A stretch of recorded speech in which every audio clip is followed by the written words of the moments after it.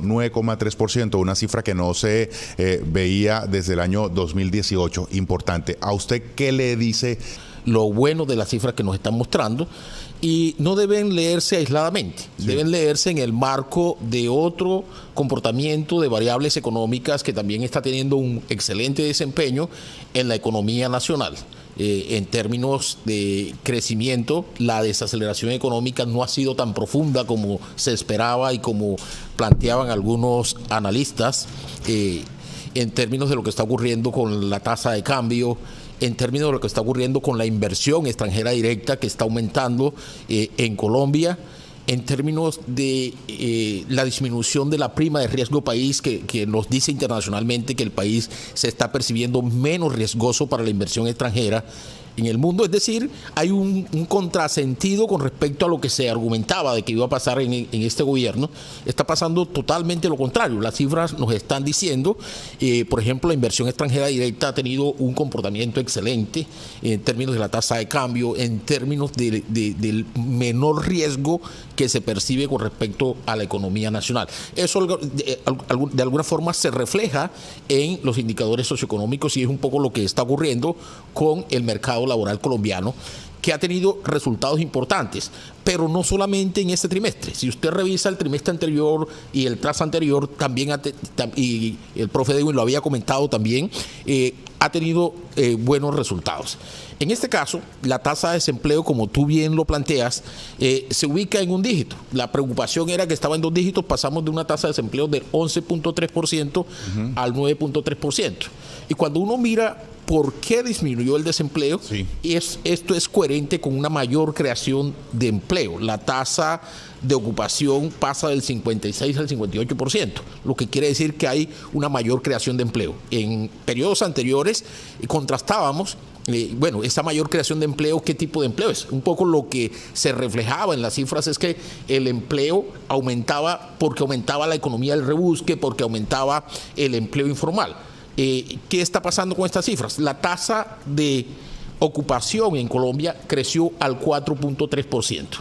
Pero cuando uno desagrega esas cifras y mira empleo en términos de calidad, en términos de las características de los puestos de trabajo, usted lo que tiene es que el empleo particular, que es relacionado con el empleo asalariado, creció al 10%, mientras que el empleo por cuenta propia, que normalmente es relacionado con la economía, el rebusque, creció solo al 0.1%. Es decir, lo que está impulsando la generación de empleo en Colombia son los empleos particulares que son asociados a empleos asalariados, es decir, empleos de buena calidad.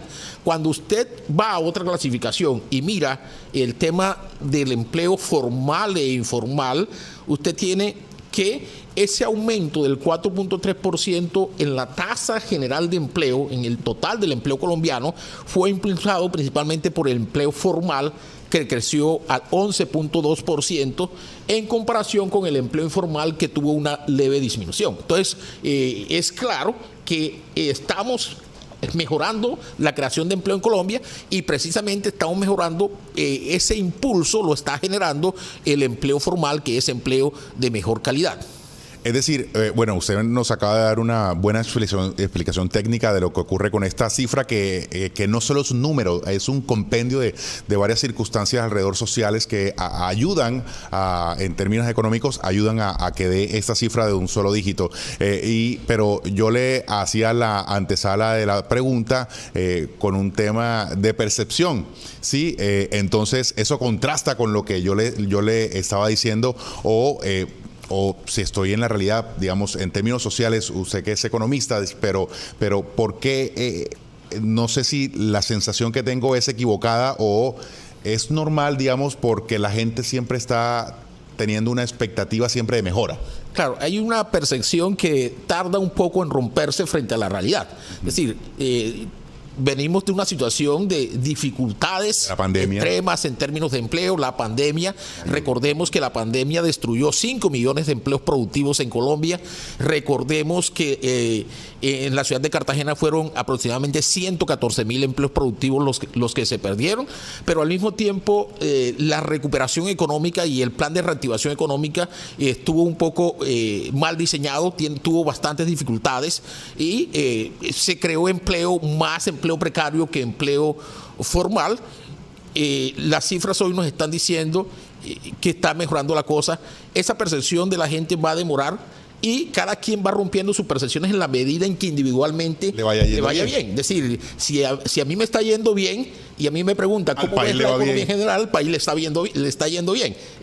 Cada quien cuenta cómo le van la fiesta. Cada quien cómo le cuenta. Y no hay que desconocer que ha habido toda una propaganda sucia en contra de este gobierno, de los principales medios del país, para tratar de meter en la percepción de la gente que la economía le está yendo bien, que la economía le está yendo mal. Afortunadamente, esos mismos medios hoy están reconociendo, si tú ves los titulares de los principales medios económicos del país, hace 2 días están reconociendo lo bueno que le está yendo a la economía nacional. Hay obviamente retos importantes, pero son noticias agradables que le esté yendo bien a la economía y le esté yendo bien al país. 2 cosas ahí. Es que el tema de las buenas cifras en términos de materia económica que terminan trasladándose socialmente a la gente no debe tener tinte político, ninguna postura política, porque eso es conveniencia país, digamos.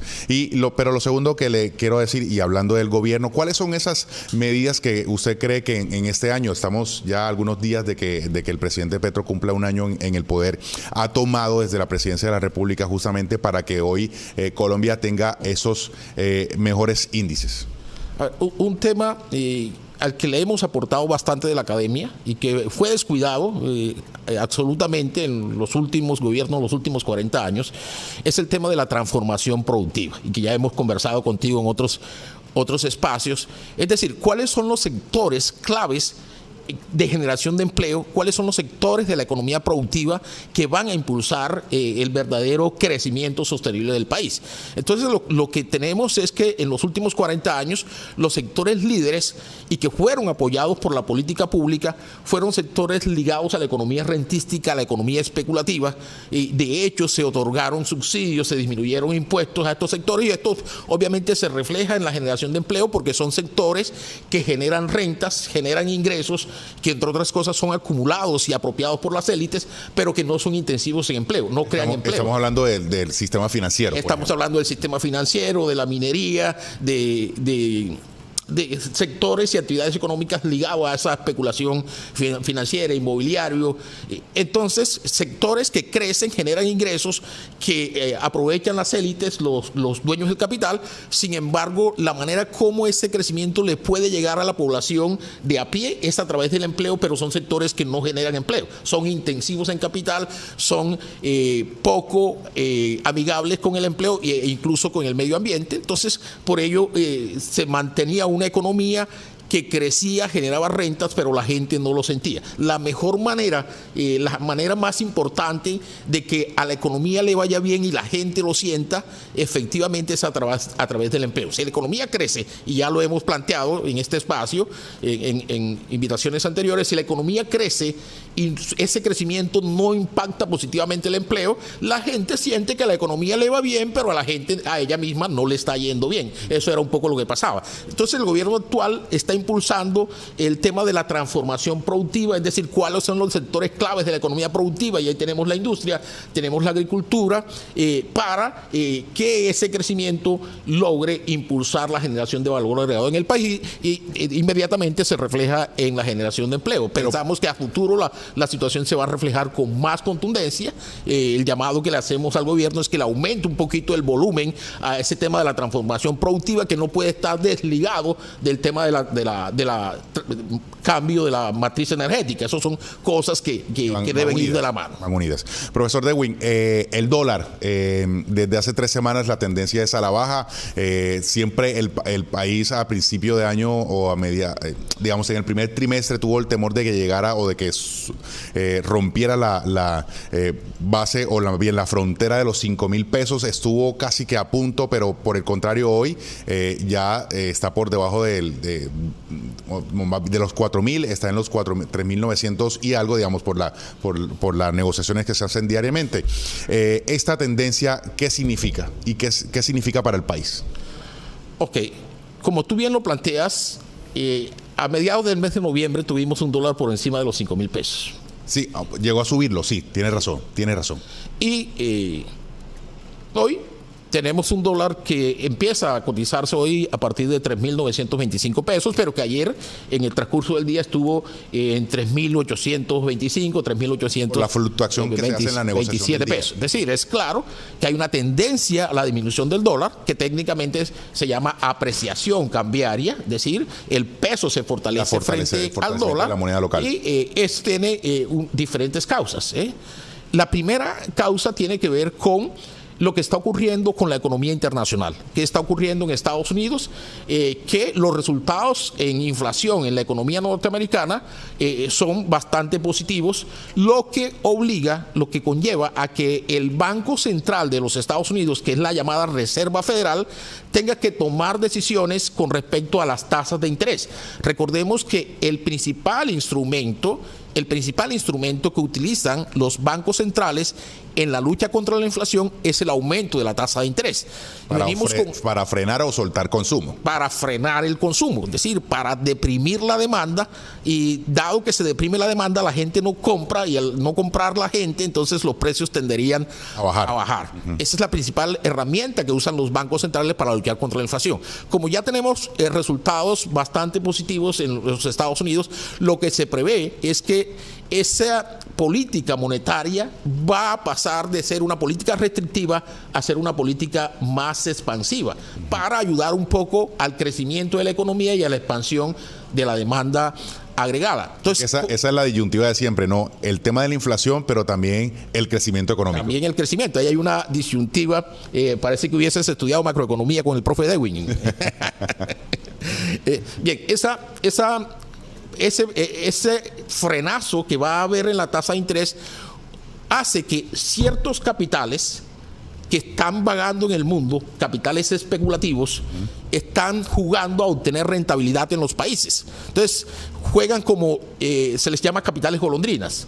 Las golondrinas actúan, están en una parte y apenas hay mal tiempo se van a otra parte. Estos capitales están buscando la rentabilidad en los países cuando... Vía tasa de interés. Vía tasa de interés. Entonces, cuando Estados Unidos baja o frena la tasa de interés, para ellos ya esta economía no es atractiva para obtener especulación, y se van al resto del mundo, a otros países, a buscar renta, donde la tasa de interés todavía tiene un diferencial importante con respecto a la tasa de interés de los Estados Unidos, a capturar esas rentas, y vienen a los países del tercer mundo. En este caso está entrando mucho capital a Colombia por esta vía, y eso hace que en la medida en que haya más entrada de dólares a nuestra economía, disminuye el precio del dólar. Pero no es la única razón. Otra razón importante tiene que ver con la inversión extranjera directa, que es una cosa buena que le está pasando a este país en este semestre.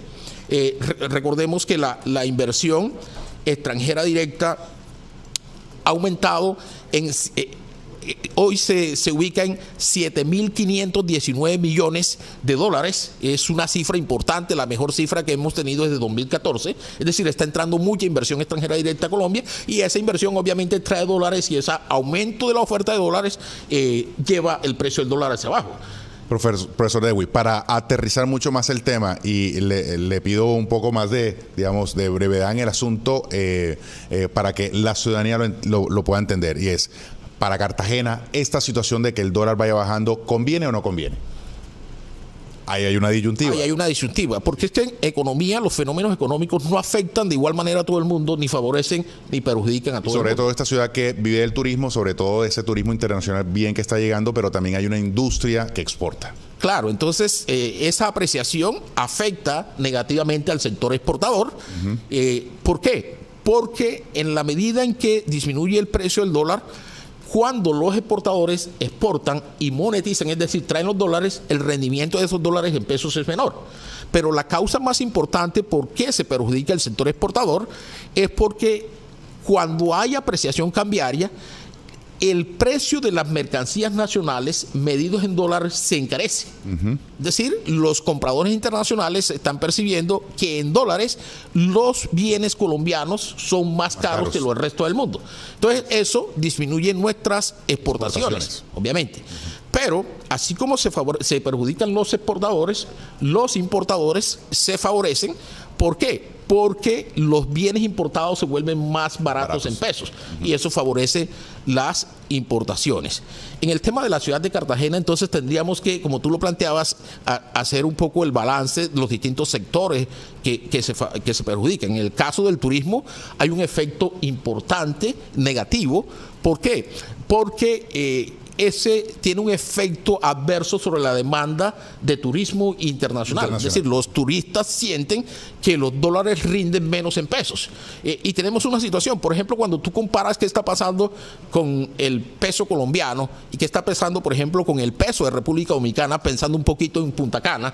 Entonces, mientras el peso en Colombia se está apreciando por encima del 25%, el peso de República Dominicana se está depreciando en un 3%. Eso quiere decir que, bien, la demanda por turismo es afectada por diferentes variables, pero si solo nos atenemos a lo que está ocurriendo con el dólar, eso quiere decir que para los turistas internacionales, Colombia o Cartagena se vuelve más cara en un 28% en promedio que Punta Cana. Eso desplazaría el turismo desde Cartagena hacia otros centros, hacia otros destinos en donde Caribe, la tendencia en términos de lo que está ocurriendo con sus monedas nacionales es menor. Recordemos que Colombia tiene una particularidad y es que es la moneda más apreciada que hoy hay en el mundo. Bueno, pero eso no es extraño, porque cuando las tendencias internacionales son distintas, son contrarias, Colombia también es el país con la moneda más depreciada. Y eso tiene que ver, una explicación de fondo tiene que ver con lo que hemos planteado, que en los últimos 40 años se fue configurando una economía altamente rentística y especulativa con enormes volatilidades y vulnerabilidades, lo que se llaman las 2B, una economía vulnerable, pero al mismo tiempo volátil y vulnerable. La volatilidad genera vulnerabilidad. Bueno, profesor Dewin, para finalizar, para darle, digamos, un parte de tranquilidad a la gente, ¿la cosa va a seguir mejorando o no va a seguir mejorando? Más bien, parte de tranquilidad. ¿Cuál sería el parte general de eso? También respecto de lo que decidió recientemente el Banco de la República de ir, por lo menos ya mantiene estable la tasa de interés, es decir, el precio del dinero, lo que cuesta pedir un crédito en un banco, y que, según se prevé analistas, hacia los próximos 2 o 3 meses va a ir bajando la tasa de interés. A ver, la tasa de interés va a ir bajando, efectivamente, porque lo que hace el Banco de la República de Colombia no puede ir en contravía de lo que hace, por ejemplo, la Reserva Federal de Estados Unidos. Porque el efecto sobre la economía sobre la economía nacional sería más profundo. Entonces, eso por la dependencia económica que hay, más bien la relación comercial que hay con Estados Unidos. La relación comercial y la vulnerabilidad que tiene la economía colombiana frente a los capitales externos. Recordemos que si tú tienes 100 pesos en la economía colombiana, unos 3, 4 pesos están invertidos en el sector real, que es agricultura e industria, pero el resto, 97, 96 pesos, están en el sector financiero. Entonces, lo que él es más fácil es escapar en desbandada frente a una situación que el sector considera adverso para sus intereses. Entonces, esa es la principal vulnerabilidad que tiene la economía colombiana. Recordemos también que el entorno internacional va a seguir jugando un papel importante, ya no solamente el caso de lo que está ocurriendo con la Reserva Federal. Recordemos que Arabia Saudita ha planteado recortar la oferta de petróleo a nivel mundial. Rusia ha planteado recortar la oferta de petróleo a nivel mundial. Eso hace que se eleve el precio, que se espere que se eleve el precio del petróleo en los mercados internacionales, y ese aumento del precio del petróleo también se va a reflejar en la economía colombiana, porque recordemos que más del 60% de las exportaciones colombianas están ligadas a petróleo y sus derivados. Eso hace que entonces a un mayor precio del petróleo entren más dólares a nuestra economía, y esos más dólares en nuestra economía siguen disminuyendo la tasa de cambio. En términos generales, vamos a tener una buena Navidad. Ahí se están viendo buenas señales. Exacto. Se están viendo buenas señales. Sin embargo, no nos podemos descuidar en términos de la política pública. Llamamos a una mayor coordinación del Banco Central colombiano con el gobierno nacional, lo que se llama una política económica coordinada. Sabemos que el Banco Central tiene unas obligaciones propias que se los dicta la Constitución Nacional, y en este caso es la lucha contra la inflación. Sabemos que el gobierno, a través de la política fiscal busca estimular el crecimiento económico, la generación de empleo. A veces esas dos miradas, estos dos objetivos tienden a chocar. Claro. Esperamos una mayor coordinación macroeconómica para que a este país le vaya bien sin poner en riesgo los fundamentos macro. Creo que una de las cosas importantes que le ha pasado a este país es que el gobierno tiene una agenda social importante que a todos nos gusta, pero sin descuidar los fundamentos macro, y el gran secreto es la regla fiscal. Es decir, un gobierno que tiene una agenda social importante, pero que descuida la regla fiscal, vuelve un etcétera del país. Entonces, en este caso es... gaste lo que tiene que gastar sin endeudarse más de lo que puede pagar. Claro, yo tengo una agenda social, pero esa agenda social está limitada porque debo gastar hasta donde puedo gastar. Se puede gastar. Profesor Dewey, muchas gracias por estar aquí con nosotros.